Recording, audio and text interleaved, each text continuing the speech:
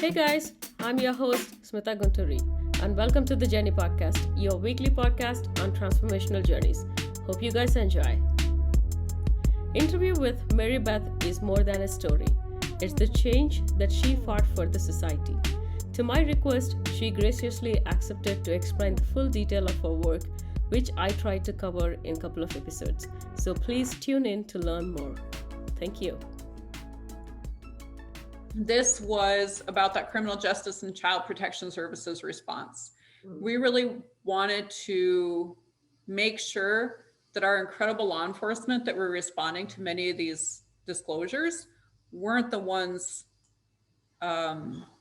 interviewing the kiddos. They're not trained in it. And in these small towns, it's not like, even though child sexual assault is happening every day, we're not getting disclosures and reports every day. So it's not happening, or they're not handling cases enough to stay up on those things. So we wanted to make sure that they were just getting the basic information they needed and then passing it on to someone who was trained.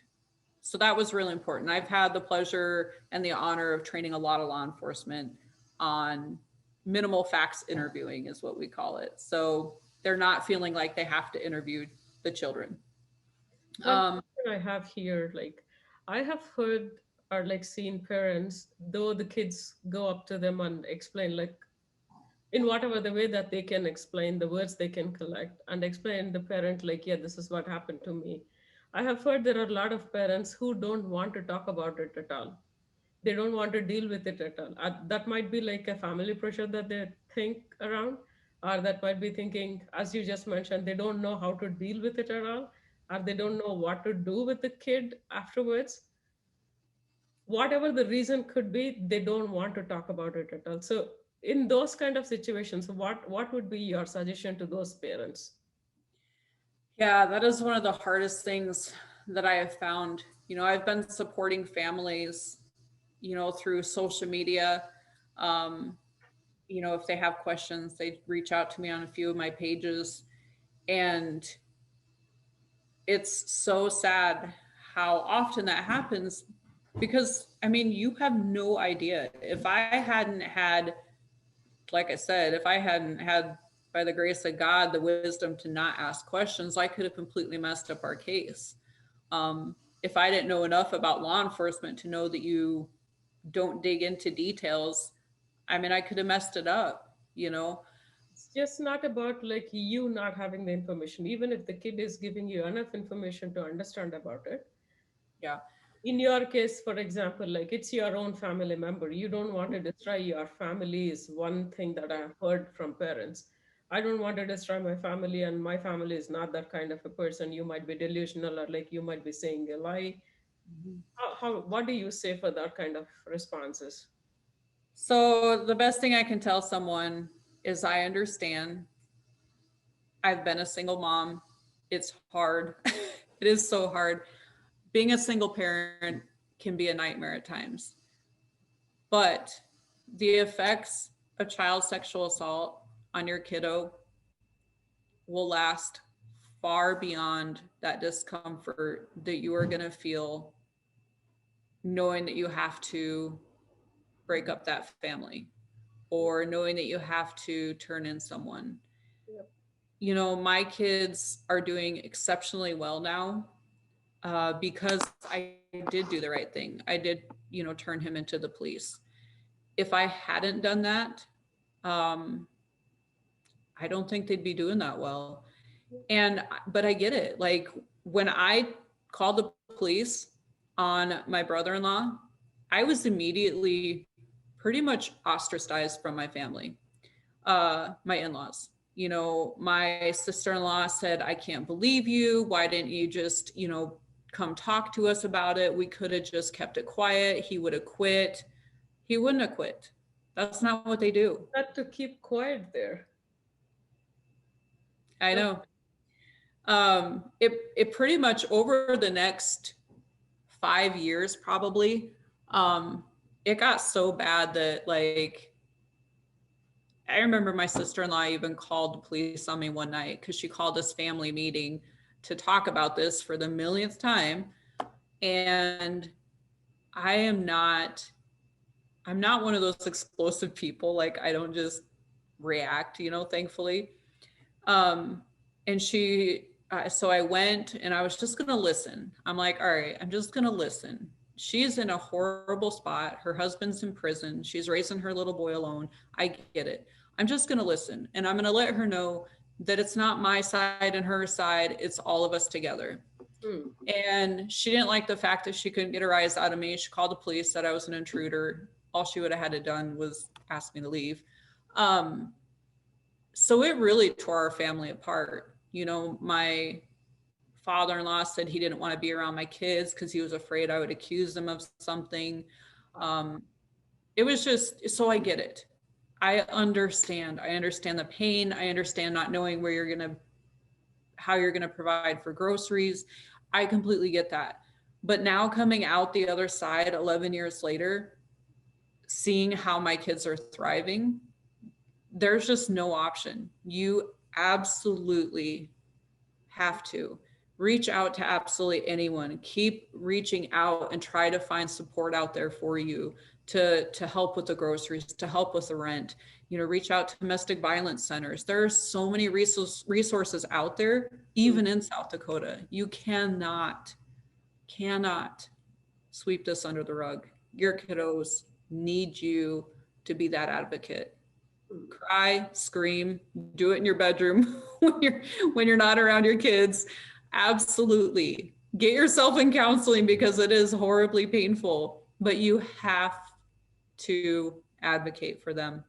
And you have to. I just would beg people. I mean, because it's the effects if they don't are completely insurmountable. Have you been to therapy for this? Yes, absolutely. I am a therapist and I'm in therapy. I always tell my clients, they're always surprised to hear that. And they're like, you go to a counselor? And I'm like, well, yeah. I said, if I'm sitting here telling you guys to take care of your mental health, but I'm not taking care of mine, what kind of hypocrite would I be? I actually see two counselors. I see a counselor, and then a biblical counselor. So I can see everything from a faith perspective. Absolutely. I love counseling. Okay. Okay, that's good to know actually, because a lot of people think like, yes, I'm already counseling other people, so I'm already healed, or like I'm full, so I don't need to like fill my vessel anymore. I'm good with that.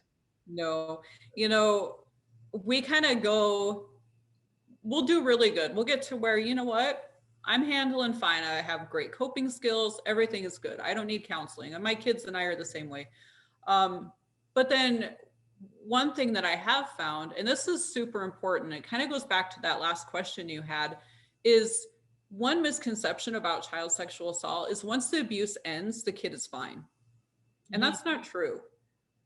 I never realized that people thought that until one of my best friends, I mean, it was 3 years ago. I said, hey, we're gonna, can you watch my dog or let it out for the day or something?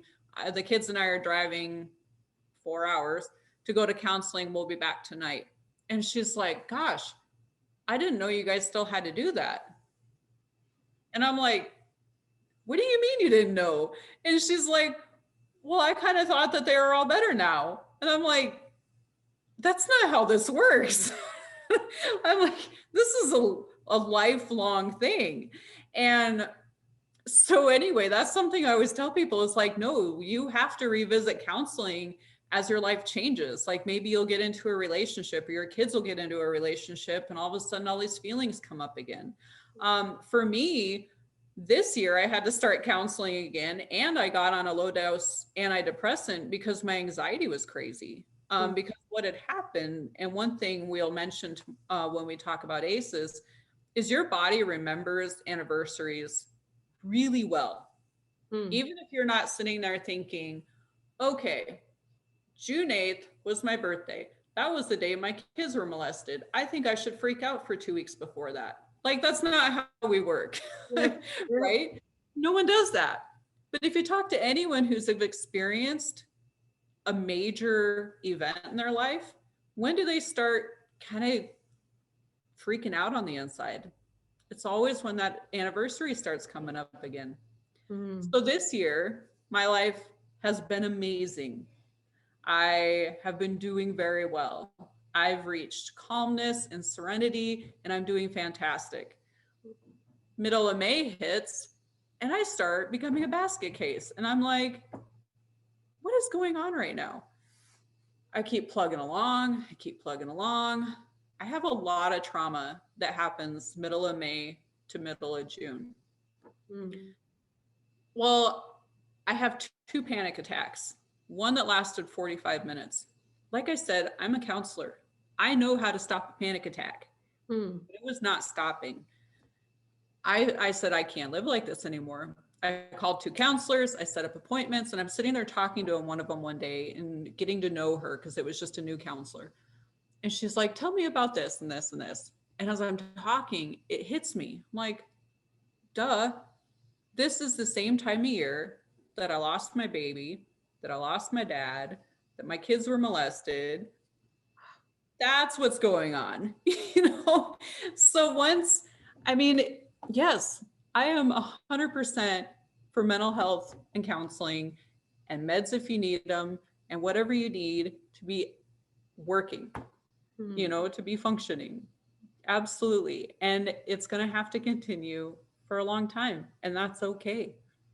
Yep. Mental health is no different than having a cold. The Child Protection Services. Mm. So we wanted to train our law enforcement officers. We wanted to make sure that there is a regional multidisciplinary team unit that could go out there and take care of what they needed to do and coordinate with the nearest child advocacy centers. By now in South Dakota, we have 3 of them. So we're making progress. We have Nice. 3 child advocacy centers, so much better. Mm. One thing that was very important to us is we actually wanted to create a multidisciplinary center. And so one of our amazing advisory board members, who is also part of the task force, Cam Corey, he started our pilot program in Watertown. Mm. So why this is important is because many kids would disclose. So they've already told their story once, Yep. and then they'd be interviewed by someone. So they told their story again. Okay. And then they'd have to go to another group of professionals, maybe a doctor, maybe a counselor. Then they tell their story 3, maybe 4 times. Then maybe they have to go to court. Then they're telling their story again. So you have so many times that this poor kiddo is having to relive out loud already what he's went through, right? So our multidisciplinary center is pretty unique because that kiddo tells its story one time, Mm.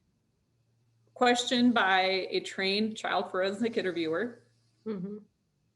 Through closed circuit TV, you have all the rest of the professionals that need to have that story, law enforcement, your attorney, you know, anyone else, medical professional, sitting in the next room, viewing the testimony, getting all the information they need to receive justice. Absolutely groundbreaking Nice. for us in South Dakota. Not only that, but while the child is there, gets a full medical write-up, full checkup. Because a lot of these kiddos, unfortunately, maybe are coming from a place that they don't receive the best medical care. You know, it happens. So this way, we can surround that family with all the resources that they need. So they're not one of those people that slips through the cracks. So Yeah. that's so exciting. Eventually, we want to have 4 in our state, so no child is more than 2 hours away. SIDS opening, they've been open about 2 years now. Mm. They have had not one empty slot as far as people coming in and needing their services. That is how underserved our state is. So it's so exciting that we have this now, and we cannot wait to get the rest of our programs going. So that's huge. Another thing we noticed is we really spent time looking at other states that have kind of, we'll call them a mock house. So basically our professionals get boots on the ground in the trenches training, where you have basically a house set up. So, and then you have a scenario and you have actors who, you know, even kiddos who are pretending that they have been sexually abused. So our professionals can actually learn Mm. how to do things. Mm. So exciting. We don't have that yet. We're really hoping that it'll be soon though. Um, let's see here. We rolled out, we kind of launched a program to educate the judicial system. Mhm. So we could really look at how kiddos are having to go through the court process. It's pretty terrifying to have that kiddo sit and have to face their abuser Yeah. and say, that's the person that molested me, right? So we're kind of looking at what we can do about that. That's still in the works. Yeah. It's going to be a while for that one. So that was part of that whole response. All right, so goal E, kind of back to that public education thing. The Enough Abuse campaign for South Dakota is available to absolutely anyone who wants it. You don't have to be at a school. You don't have to be in a youth serving organization. You can be, hey, I'm Aunt Mildred and I want all my sisters and brothers to take this course. I don't know. I mean, it can be anyone.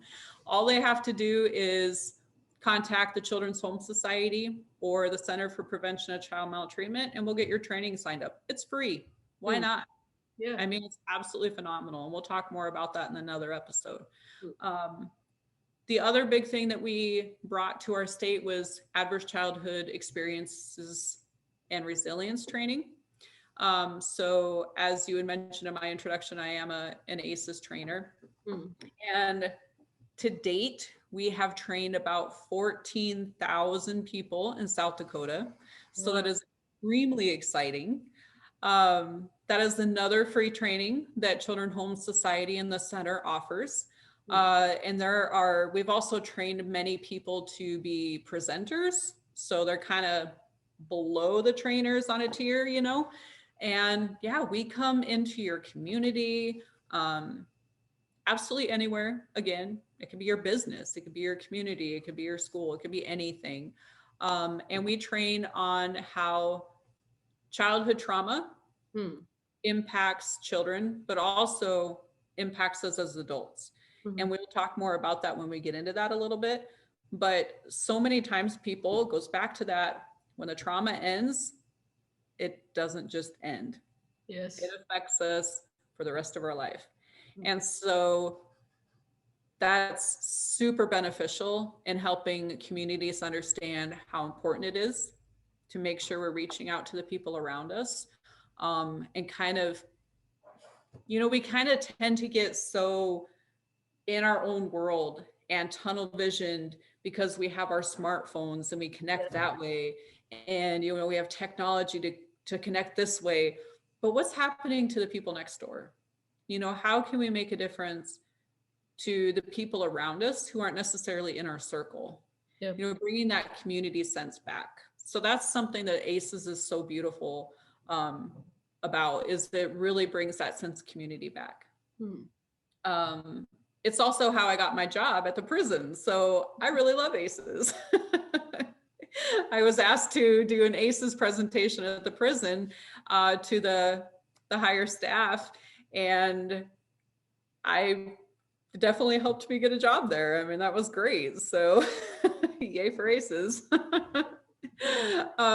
Yeah, so that was another big piece of the picture for public education, is getting that information out there. Another part was, you know, getting our website going, which the center did. Just making sure that there was all that prevention and all that response kind of hand in hand for communities, just making sure that everyone knew where to get that information out. And COVID hasn't stopped that. I mean, yeah, we are limited as far as we can't get together in a big building and have a giant conference. But so what they have done, the center and CHS, they have started doing Zoom trainings. I mean, thank God for technology. Yeah. And so we are still getting that information out there. We're not stopping. Like, we know, yeah, 14,000, that's a pretty good number. Yeah. But there's still a lot of people left in South Dakota. Let's get everyone trained. And then I think the last goal is basically just the entire infrastructure. So just to establish that Center for Prevention of Child Maltreatment under the umbrella at the University of South Dakota. We're not necessarily part of the university, but they said, hey, we believe in what you're doing.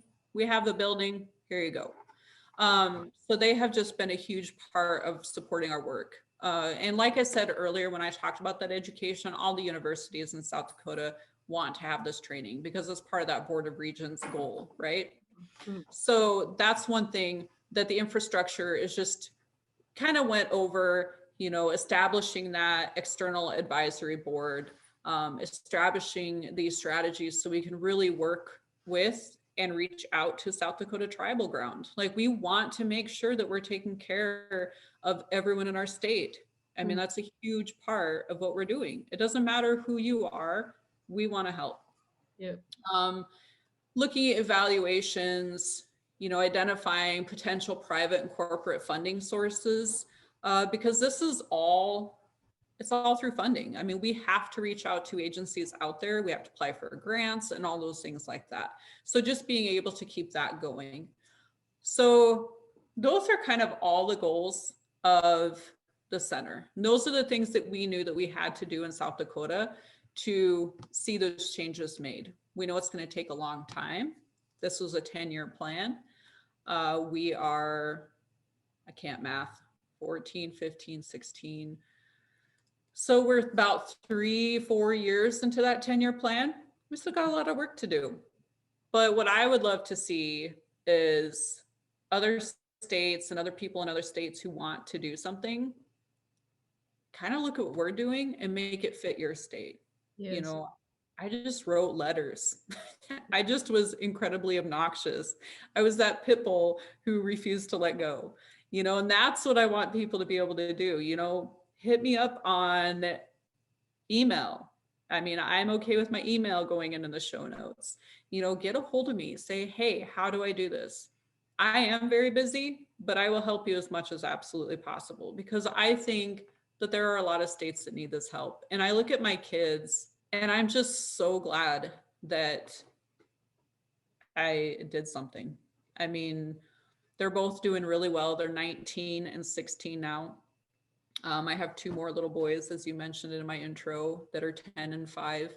And I'm so proud of, you know, just where they're at. You know, they've came a long ways. We've had a lot of rough patches. Forgiveness was a huge thing for us. Not because the perpetrator necessarily deserved it. I mean, that's on him, but because we deserved it. Yes. You know, we had to let go of that pain and that anger and that hurt, and we just had to let go of it. And so forgiving him and just knowing that he's a very damaged person, I mean, that was a big thing for us. And I see how my kids are today, and my oldest is trying to get into the military. He wants to serve his country. He actually had been in the Marines, was within 2 days of graduating basic training when he fractured his femur and was discharged.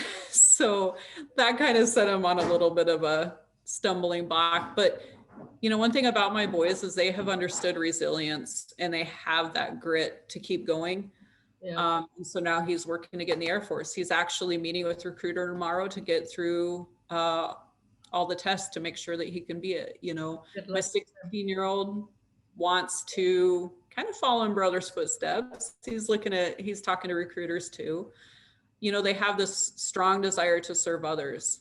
They've had kids in our little tiny town that we had one girl that experienced something kind of similar. She was 16 and she was groomed by a man in his 40s. And my boys reached out and said, hey, I know no one understands it or seems like they understand it, but we understand it. If you need to talk, we're here. Wow. You know, I'm so proud of them. And if I had ignored it, if I'd have pushed it under the rug, it wouldn't have turned out like this. We dealt with self-harm. We dealt with eating disorders. We dealt with extreme anger. And They could have went down very different paths. Neither one of them used substances, um, which I'll talk more about that when we get into ACEs. But I don't know. I didn't always get it right, but I want people to know that there is life after your kids go through this. There is life after you go through this. I still will get random phone calls from some 72-year-old person and says, "Hey, I never told anyone about this when I was 16, but this happened to me. Thank you for doing what you do." That's the stuff that keeps me going. I think as parents, we tend to, we get lost in that daily, you know, cooking meals, getting them to school. Right now, homeschooling, running errands and taking them to sports practices and changing another dirty diaper for the 100th time today, or changing your shirt because there's spit up on it. I think we tend to get lost in that daily life, and it took my family going through this to realize how important our children are. And even if someone doesn't have a child, they have children in their life, whether it's nieces or nephews or that neighbor kiddo that comes over and is constantly asking for an ice cream cone. There are children in our lives. And I look at this journey that we've been on for the last 11 years, and it makes me choke up, because if we are not doing everything we can to create the best environment possible in this crazy world that we live in for our kids, what's our future going to look like? So true. And I tell people all the time, what you are doing for children and for the next generation is everything. Nothing else matters. What kind of car we drive, what kind of clothes we wear, none of that matters. It's what our environment is for our children. Everybody's so focused on the outside look of everything, but nobody wants to understand what is their mental capacity, or what is going on in their mindset. Yeah, kiddos are amazing and they're resilient, thankfully. They can recover from so much, but they need to have that help. They need to have that guidance. They need to have that love and that nourishment. And, Lady Gaga talks all the time about that one person that believes in you, So be that one person. And I look at the work I do at the prison. Some of these ladies, and we'll talk more about that too, but some of these ladies have never had anyone say to them, "I am so proud of you. I believe in you." It's just I just believe in that child. It's the best thing you can do. Least thing you can do, actually. Absolutely. Yeah, that is the least thing you can do. You don't have to be the therapist to help them, or any of it. Just be there for them. Yeah.